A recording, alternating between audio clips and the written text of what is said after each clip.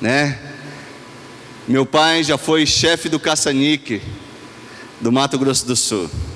Então, eu gosto muito de falar sobre política, de orientar, mas hoje eu vou falar para você a respeito da parábola do espinheiro, né?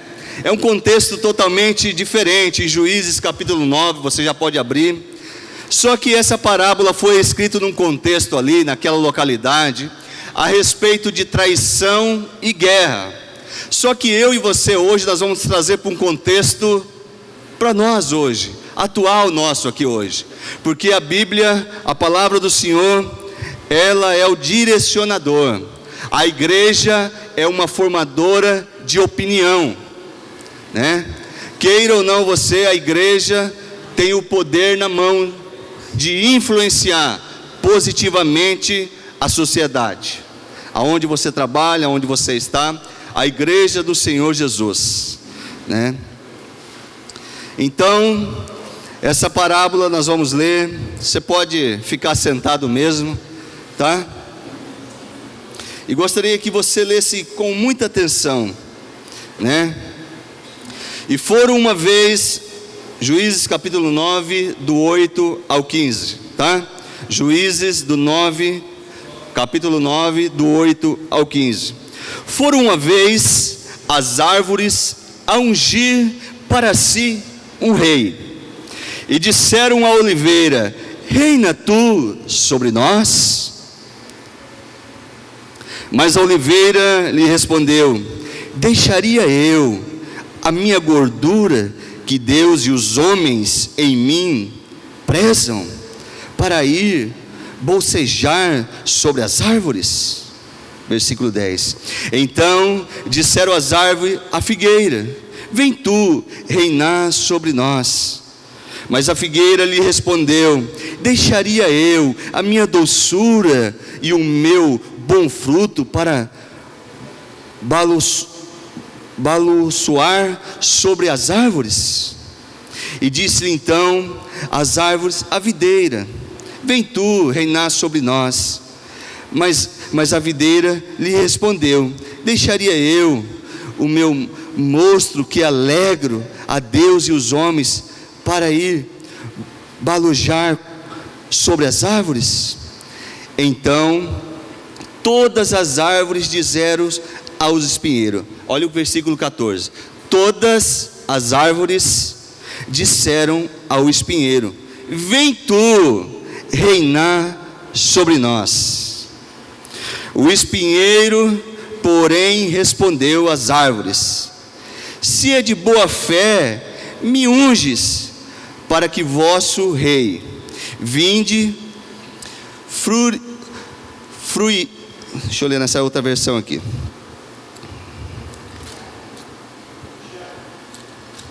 Vamos lá. Versículo 15. Respondeu o espinheiro às árvores: se deveres me ungir sobre rei, sobre vós, vinde ungir-vos debaixo da minha sombra, mas não saia do espinheiro o fogo que consuma os cedros do Líbano. Pai, mais uma vez queremos te agradecer. Obrigado, Jesus, porque o Senhor é bom e a sua fidelidade dura para sempre. O Senhor não está disperso no meio da sociedade, o Senhor não está disperso no meio da igreja. Tudo está no controle das tuas mãos. Até os artifícios de Satanás está sobre o domínio do Senhor. Por isso, nessa noite, venha falar conosco de uma forma tremenda e especial. Qual essa palavra tem falado aos nossos corações no dia de hoje, meu Pai querido. Um dia, um ano de tão importante. Decisões, destinos, que vai nos referir, nos direcionar por alguns anos diante da sociedade brasileira. Por isso, fala com cada um de nós em todos os âmbitos, na área familiar, na área conjugal, na área, Senhor, do trabalho, em todas as áreas. Espírito Santo, fala conosco, em nome de Jesus, amém. Amém, queridos? Essa parábola, o tema dessa mensagem é: reina sobre nós. Reina sobre nós. E eu, desde que a Maricélia falou, eu comecei a pesquisar, ler os detalhes, né? Como diz um professor de penal, às vezes a resposta está num detalhe. 4 palavras importantes que essa parábola nos ensina, trazendo para a nossa vida hoje. Essas 3 árvores simbolizam nós. A primeira árvore, pessoas de boa índole, pessoas que querem vencer na vida, e assim excessivamente, e chega o espinheiro, o joio, que está do nosso lado e perto de nós. E quais são essas 4 palavras que eu extraí desse texto? A primeira dela é o clamor. O clamor. A segunda é o conformismo. O terceiro é o custo. E a quarta é a calamidade. Se eu e você aceitar, aonde que nós vamos chegar? Na calamidade. Você que está anotando, tem alguns irmãos anotando: clamor, conformismo, custo e calamidade. 4 vezes nessa parábola nós ouvimos as pessoas que nós trazemos para o dia de hoje, que simboliza as árvores, dizendo: reina sobre nós, reina sobre nós, reina sobre nós, reina sobre nós. Foi a 4ª vez que falou para o espinheiro. 3 vezes falaram para a figueira, para a videira e para a oliveira.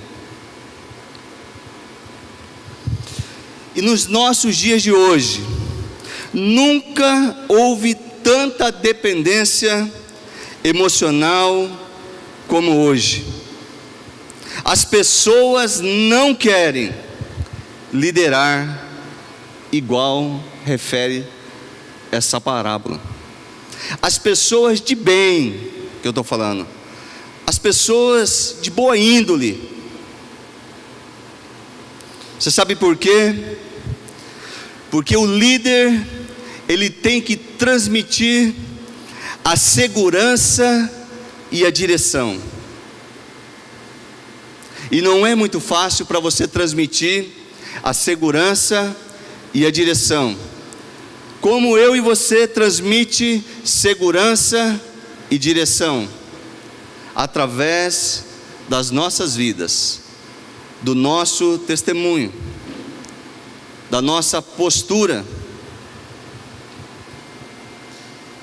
Mas isso está ficando escasso no dia de hoje.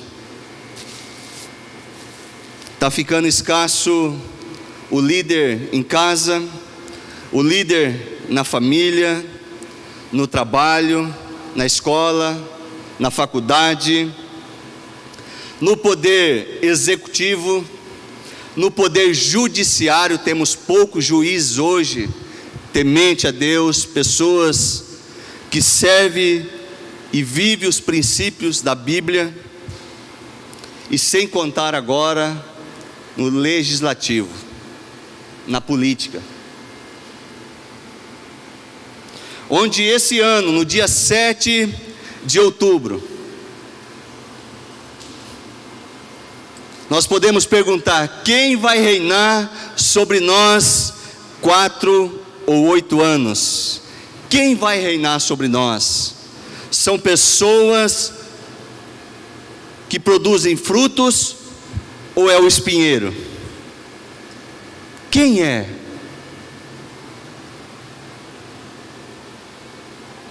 Tem uma história muito interessante. Você que lê Bíblia, você conhece, a respeito de Neemias. Neemias perguntou a seu irmão: como vai Jerusalém? E sabe que Neemias respondeu? Sabe que o irmão Neemias respondeu? Ele respondeu: olha, o povo está com muita angústia e na miséria. Angústia é o lado emocional.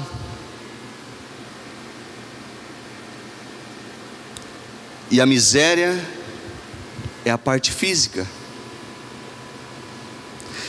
Tudo isso um líder tem que encarar. Ele vai passar por isso. Mas não existe só essas necessidades. Existe outras, como o irmão de Neemias disse. Existe a necessidade familiar, a necessidade espiritual de ter um líder, a necessidade financeira de um orientador, de uma pessoa que vai direcionar como uma bússola, que não vai ficar interessado na sua situação, seja boa ou seja ruim, mas sim vai agir com prudência. E nas organizações, onde ficam essas organizações? Aonde você trabalha. Como é difícil a gente ser cristão aonde a gente trabalha. Como é difícil. Como é difícil. Eu vejo que a igreja é o melhor lugar para nós sermos cristãos. Agora no local de trabalho é complicado. Mas lá precisa também de um líder. Lá precisa de um referencial. Lá precisa de algo de Deus. E nessa noite eu faço: qual é a sua resposta como cristão? Eu posso direcionar o povo? Os líderes de célula fazem isso aqui. Eles direcionam as pessoas. Eu vejo história de irmãos que chegaram de fora, os outros acolheram, estão trazendo para a igreja. Que coisa linda. Isso é um direcionamento. Isso é o clamor do povo. Eu lembro como se fosse hoje essa parábola. Eu estava sentado na assembleia ali do condomínio, aquela brigueiro, aquela confusão. Os funcionários tudo sem receber. E eu me levantei sem experiência nenhuma de síndico, sem experiência nenhuma. E disse: eu vou encarar esse trem aqui. E hoje, graças a Deus, o condomínio tem dinheiro em caixa, as obras estão acontecendo e a legalização da área do condomínio que não existia, hoje existe, que foi muito dinheiro. Mas Ronaldo, o que tem a ver com isso? Se eu não assumisse, o outro ia assumir e ia continuar o descaso e outras palavras mais que eu não quero se falar. E quando eu e você ouve o clamor e resolve, a sociedade fala de nós. Esse é o verdadeiro cristão. Esse é o verdadeiro homem e mulher, jovem de Deus. Cristo realmente vive nele, pela postura, pelo jeito de agir, pela forma de tratar as pessoas, de se relacionar com as pessoas. Esse é o verdadeiro cristão. Esse é o clamor da sociedade. Por isso que hoje, quem vai ganhar o pleito eleitoral? É quem defende os princípios da família. Ele não precisa ter projeto nenhum, mas se ele fala que defende a família, já vai ganhar. É o clamor da sociedade. Só que ele, não tendo os princípios de Deus, ele pode nos enganar. Ainda que a proposta seja boa, mas ele pode nos enganar. E o segundo ponto que eu queria frisar com você é o conformismo. Essa é uma palavra trágica. é a pessoa que não quer mudança, é a pessoa que Romanos 12:2 esqueceu, que ele tem que se renovar. Mas se a gente puxar a história, renovação só de uma área. Como você leu junto conosco, as 3 árvores foram convidadas para reinar sobre todas elas, mas disseram não, sobre os bons e os maus.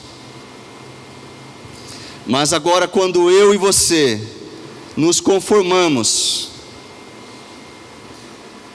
com as coisas, com os projetos do reino de Deus, nós retroagimos. Sabe por que eu falo com algo de Deus? Porque eu e você, se eu perguntar para cada um de você, ainda que você não saiba ler e escrever corretamente, mas quanto aqui tem um celular onde você visualiza o WhatsApp? Ninguém tem mais aquele celular que é um tijolão. Isso é uma renovação.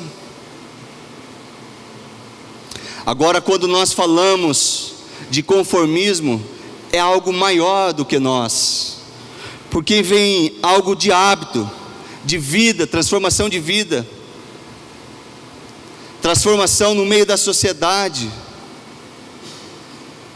aonde eu e você, muitas vezes, nós não queremos encarar o desconforto com as outras pessoas.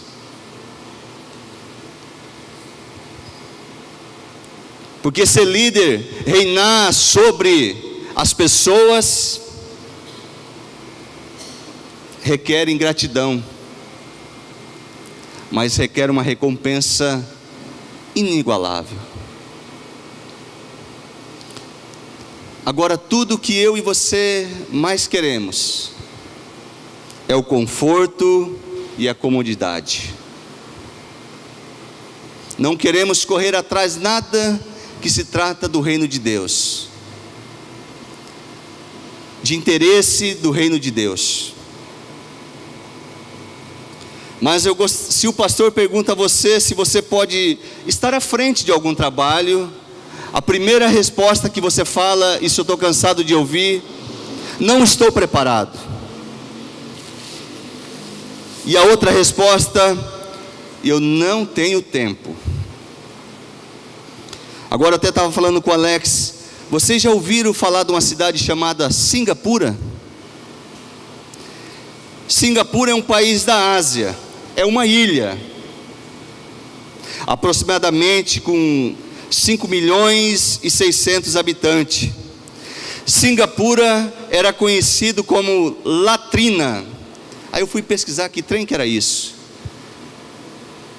Sabe o que é isso? Esgoto. Você gostaria de morar num país desse? Latrina.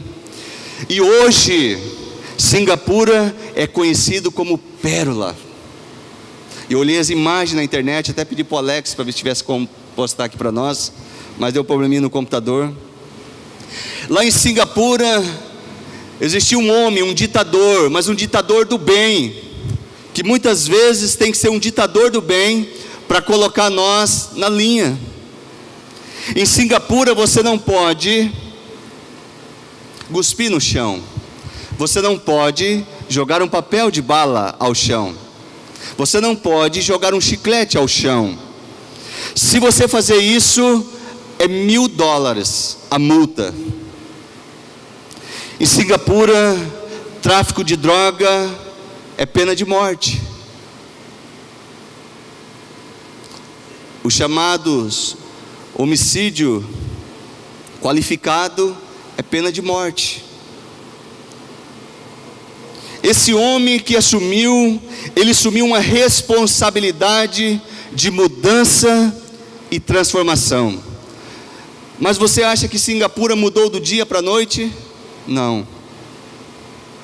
Lá os políticos ganham muito bem, mas se houver uma denúncia e for comprovado a corrupção, hasta la vista, baby. Pena de morte para eles.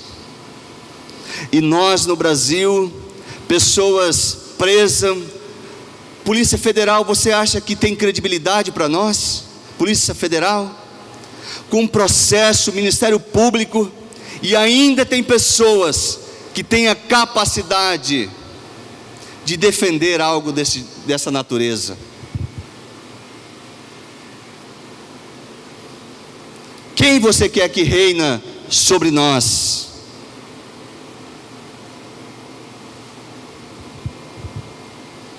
Você sabe por que as pessoas não querem assumir as responsabilidades de transformação ao seu redor, aonde está? Porque exige tempo, existe emoções envolvido nisso, existe dinheiro envolvido nisso. O projeto dos Gideões Mirim precisa de dinheiro, precisa de colaborações, precisa de pessoas, precisa de emoções, precisa de família.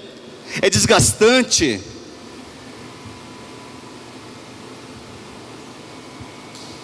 Mas quando falamos, se alguém quer estar à frente, liderar, como já falamos, vou dar um tempo. Lembro da célula agora. Amanhã pode ser muito tarde. Amanhã o seu filho cresceu. Amanhã já passou. E o terceiro ponto é o custo. O que é esse custo? Existe um preço a pagar. E um preço caro de ser líder. Quando alguém começa uma empresa, ele praticamente faz tudo. Ele limpa, ele atende, ele produz, ele se vira nos 30. Trabalha muito, dorme pouco e acorda cedo. Fala para mim, quem tem empresa se não é assim? Trabalha muito, dorme pouco e acorda cedo.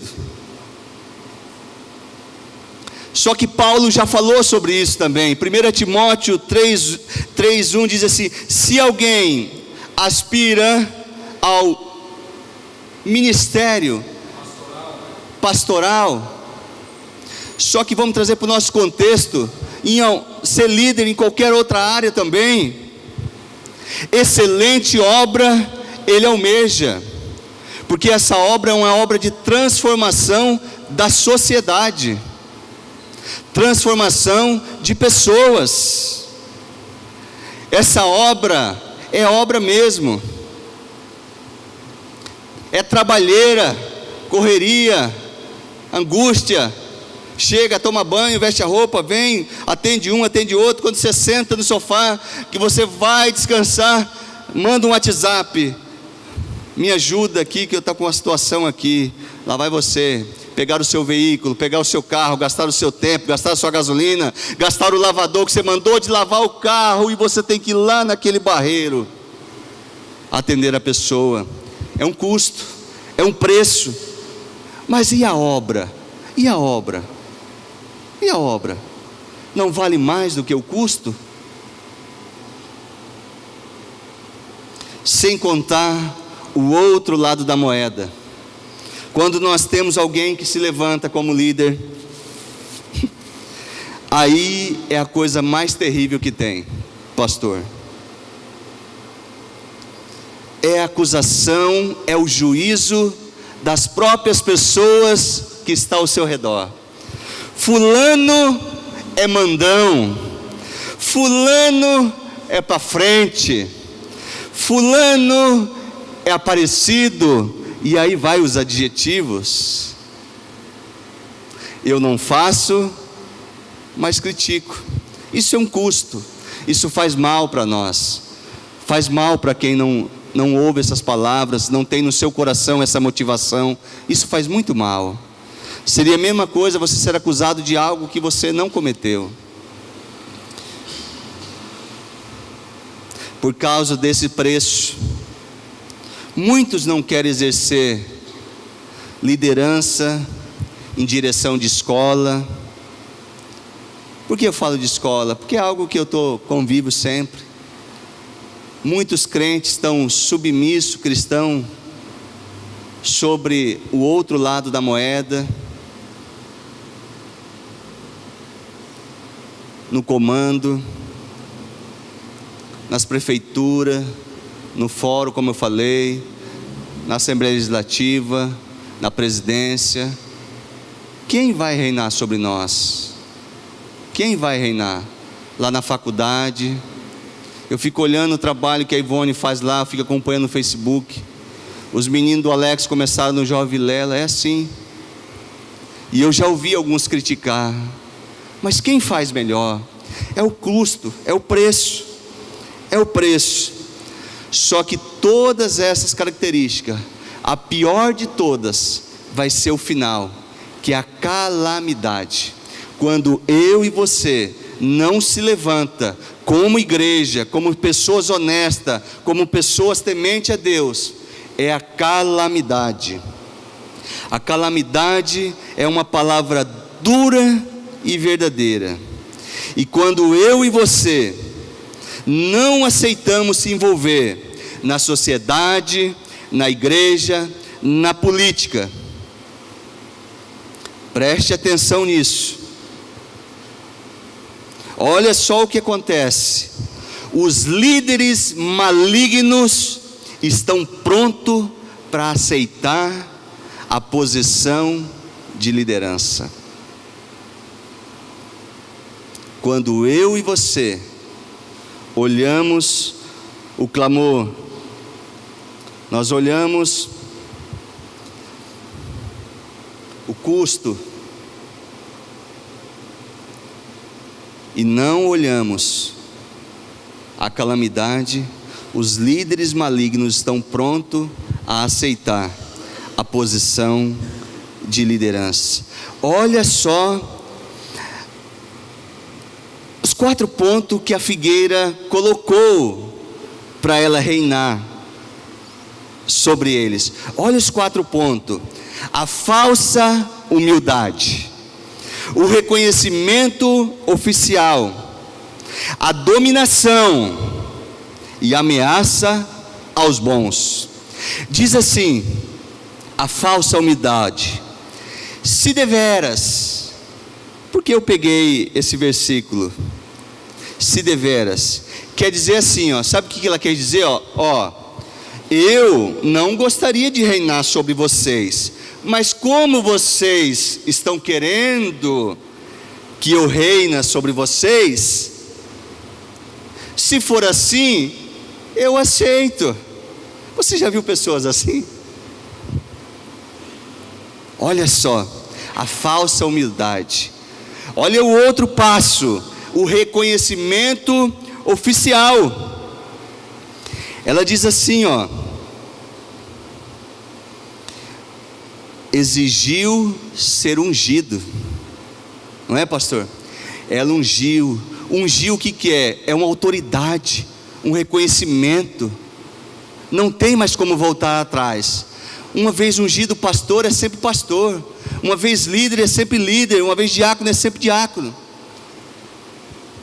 Ainda que amanhã ou depois, existe a unção. Olha a estatuta dela. Sutileza, a palavra mais bonita usada.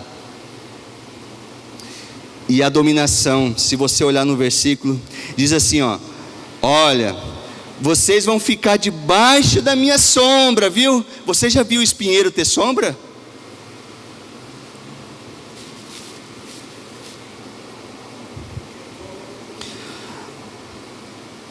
Porque eu vou mandar.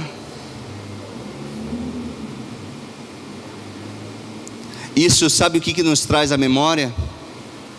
Quando aquele camarada Lúcifer diz assim: eu irei, eu subirei, eu serei semelhante ao Altíssimo, não menos que isso.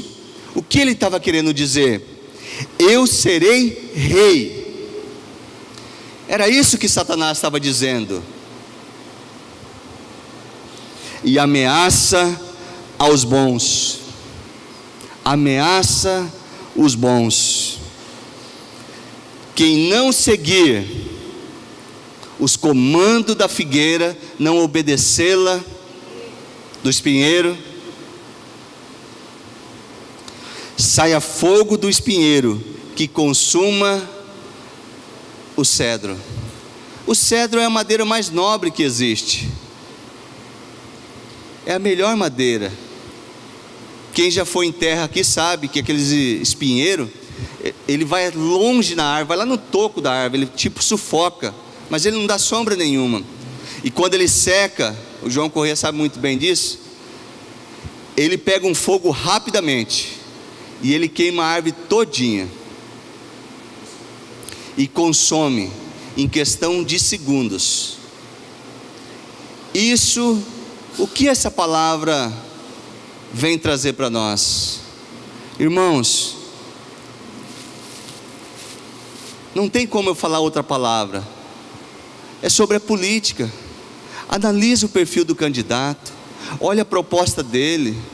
Eu olhei a proposta de um candidato, ele mostrou tudo o que ele fez, disponibilizou 1 milhão para a saúde, ele disponibilizou 800 mil para a educação, tanto para isso, tanto para aquilo. Agora eu gostaria de perguntar para ele: o senhor ganhando 23 mil reais, você acha que você fez caridade para o povo de Paranaense? Agora eu queria falar, qual o projeto que o senhor tem para a família, para as crianças? Qual é o projeto que o senhor tem para mudar as escolas, para motivar o professor, que não tem mais professor dentro de sala de aula, estão tudo fadigado, cansado, os professores não ensinam bem hoje. Qual é a proposta? Agora eu creio que se tivesse um homem de Deus lá, e eu vou falar para você uma coisa que eu vou deixar você espasmo. Você sabia que todos esses camaradas aí, eles recebem um salário para ter uma casa, para receber pessoas doentes lá, com motorista, com uma pessoa para limpar, mas eu não vejo ninguém falar sobre essa casa. Ninguém fala sobre essa casa, uma casa de apoio. Quanto vai custar isso, alugar uma casa, encher de beliche, contratar um motorista com dinheiro do povo mesmo, contratar uma cozinheira para fazer uma comidinha gostosa ali, leva o cara para o pronto-socorro, leva o outro lá para a rodoviária, leva o outro fazer consulta, depois manda lá para Ji-Paraná, o cara já vem com a passagem dele. Quanto custa esse? Cadê um projeto assim? Não tem um projeto assim. Não tem um projeto assim. Projeto é asfalto, é bem, faz bem isso, mas e o projeto da família? Irmãos, pesquise, olhe, analise o perfil. Eu fiquei admirado esses dias, um camarada nosso aqui dessa igreja, ele compartilhou algo de um deputado, que descachou nós, falou mal de nós, cristão, falou coisas absurdas, nossa. Agora eu vou colocar na minha profissão, só porque o cara é fotógrafo, e ele for candidato, eu vou votar nele, se os princípios dele estão errados? Eu não posso. Cuidado. Por isso que todos, 45 dias antes, nós estamos aqui orando: Jesus, abre a mente da igreja, abre a mente dos irmãos.